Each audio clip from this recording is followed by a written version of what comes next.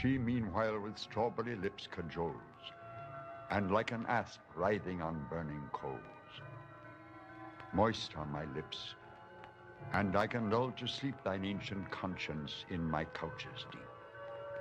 I am so learned in the amorous art, that when men I crush to my dreaded heart, or to their mumbling kisses bare my bust, so frail, so bold, so shy, and so robust, that impotent angels damn themselves for me. The root cause of narcissist relationship abuse. Can it be found? The motivations of a narcissist remain a mystery to most unfortunate victims that have been in a relationship with these fiends. The assumptions of the victims were that they were in an honest two-way relationship, and this caused the victimized partners to believe that the narcissist had the same feelings and motivations and reasons for the relationship than those victims did. When the narc showed signs of disloyalty or indifference or any other behavior that didn't fit those assumptions, such as apparent lack of empathy, the victim always made excuses because that victim believed in their heart that the narc loved them every bit as much as they did, and the narc was every bit as committed to them as they were to the narc. The narcissist confirmed to the victim that they had nothing to worry about as well, and the case was closed. The narcissist was very crafty in the way they gradually devalued the victim, in the sense that the victim hardly noticed that the narc was gradually disrespecting them, gradually making them lose their sense of self-respect and self-esteem, gradually making them question their perception of reality. Yes, it was a tour de force of manipulation, and the narc attacked from every possible angle relentlessly. Then came the discard. Sudden, calloused, abrupt, with absolutely no mercy or compassion on the part of the narcissist. The victim was blindsided and left confused and puzzled. Then all of those issues of the past, the pieces that didn't add up, the behavior that didn't fit the narrative of the narc's professed love, devotion, and commitment, started making sense. But the conclusion that the discarded victim came to was a very harsh one. It seemed that the narc never really loved them or cared about them, ever. It seemed that the narc was really serious about leaving their partner and really didn't care about the damage they were doing. It seemed the narc actually enjoyed flaunting their new relationship, making sure the previous partner had the maximum pain. It seemed that the narc truly and suddenly abandoned the relationship, and just as suddenly had a new intimate committed relationship with someone else.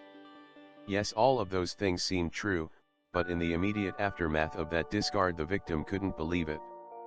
In fact, the victim was so overwhelmed that denying the incredible truth that they faced was an absolute necessity. It was a survival mechanism. Yes, the victim had to convince themselves that the narc hadn't really done all that they just did, or if they did do all of those things, there had to be some plausible explanation. Surely the narc had feelings for the victim and would be back to try and repair the damage. Surely the narc really cared.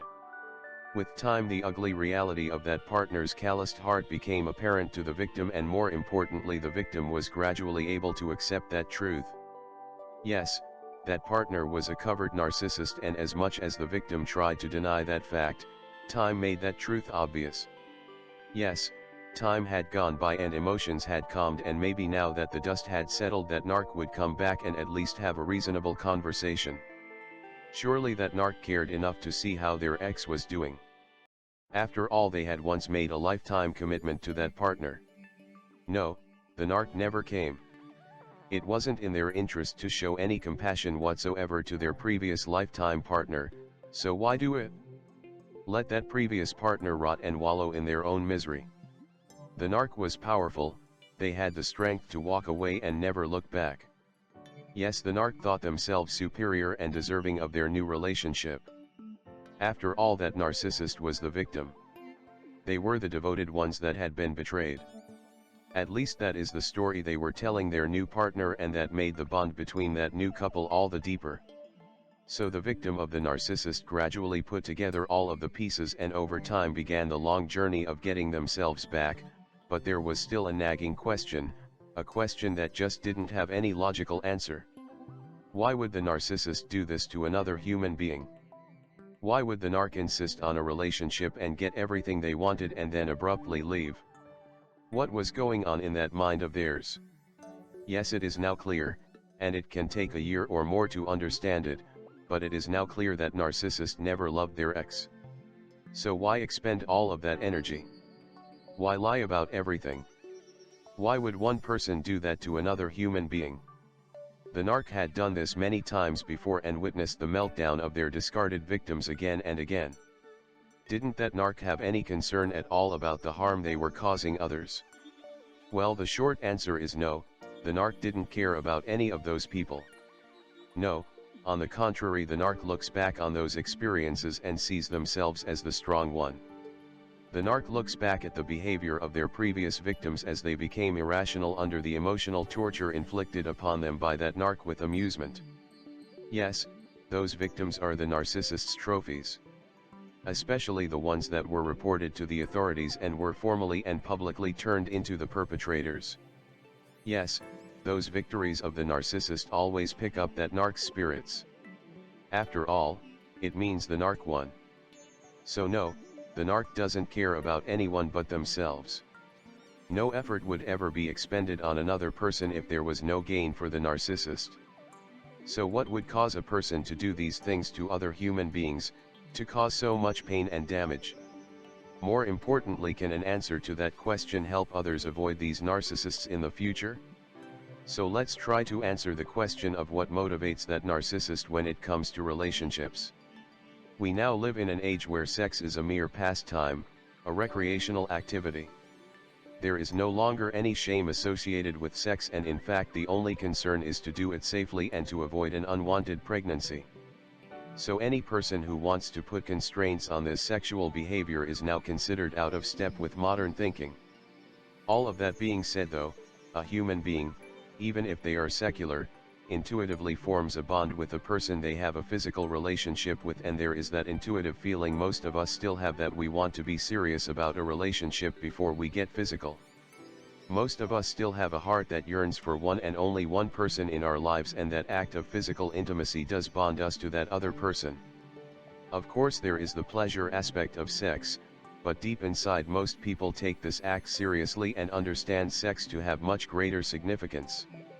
The narcissist is of a different opinion and isn't weighed down by the constraints of morality. Yes, the narcissist views sex differently. The narc doesn't bond with those they have sex with. This may be because of the numerous sex partners they have had over the course of their lives, but it also has to do with the fact that they don't bond or form deep emotional attachments to others. So for a narcissist, they see mostly the pleasure aspect of sex as their motivator.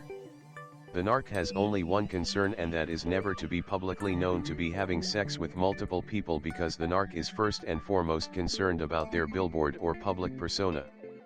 Yes, the narc still realizes that lax sexual standards are frowned upon, so the narc maintains a public image of respectability. So how is this significant in a narcissist relationship? How does this attitude play itself out when the narc interacts with others? Well, the narc sees an opportunity for sex and just has to take it. The plans have to be laid carefully, but if the narc is in one relationship and wants something on the side or wants to gradually transition to another partner, they need to set a foundation that paints them as in some sort of distress. Maybe that narc, who never has any intention of leaving their moneyed husband, will tell someone they are in a sexless marriage and are staying together only until the children graduate. Or maybe the narc meets a man that is far more successful than their current partner, and then that partner is demonized as an abuser, and the new person, who just happens to have money, is gone to as a protector. Maybe the narc simply loses interest in a businessman and now wants an experience with a firefighter or an ex-military man. For the male narcissist, it may just be another opportunity at work or the allure of a younger woman. Either way, that male narc will convince himself, and oftentimes that partner, that he is misunderstood will allude to being in a sexless marriage. The list is endless, but the whole thing boils down to the fact that the narc only has the motivation of the pleasure aspect of sex. They are always seeking that new experience. When the narc finally achieves that goal of the new physical relationship, they will either be dealing with a fellow narc that is also just seeking a quick fix, in which case they are both in agreement, or they will have to play a person seeking a long-term relationship. The narc loves to mix things up. So the narc will then convince their serious partner that they are serious as well. This is where the problems start for the partner who is serious. Yes, that partner may even become that narc's spouse. But it doesn't really matter. Eventually the narc tires, gets bored, and undoubtedly will begin to stray from the relationship, definitely mentally and almost definitely physically.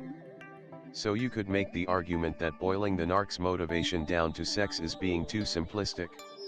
What about the love bombing? What about all of the pleasure the narc gets from gaslighting, demoralization, future faking, lying? Yes, all of those things are sources of energy for the narc, but it is that sexual bond that the partner has and the narc doesn't that makes all of that other depravity possible. Yes, it is the sex that is pure pleasure for the narc, because not only is it physically pleasant, it also gives the narc power over their victim, since it causes the victim to become ever more emotionally bonded to that narc, and that gives the narc an even greater high, knowing that they have emotional control over that victim. So now we see how even a decent person who takes sex seriously and would never just do it for recreation can be caught in the narc's web.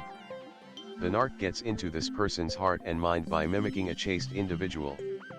My ex-partner told me I was only the second person she had ever been with, and it was clearly understood that we would be sharing the rest of our lives together, and right from the beginning that meant a clear path to eventual marriage before any physical activity was engaged in.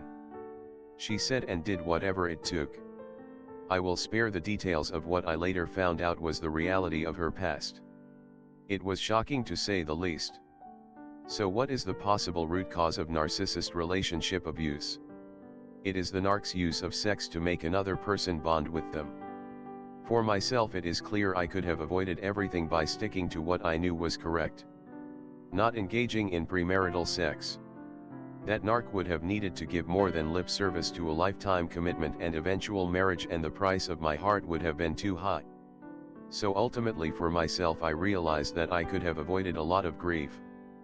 But how do you say no to a person who is crying out for help and is telling you they are lonely and being abused and needs you?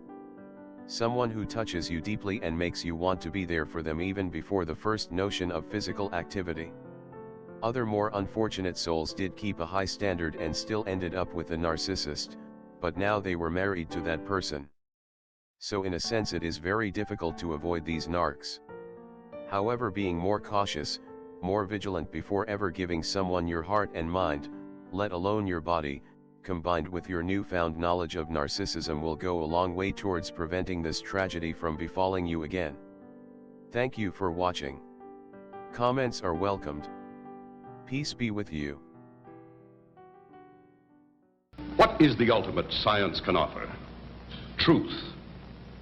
One of these truths is this: hidden within each of us is not only the capacity to love and hate, but to take that final step to be not only a creator, but a destroyer, a mad, unreasoning killer.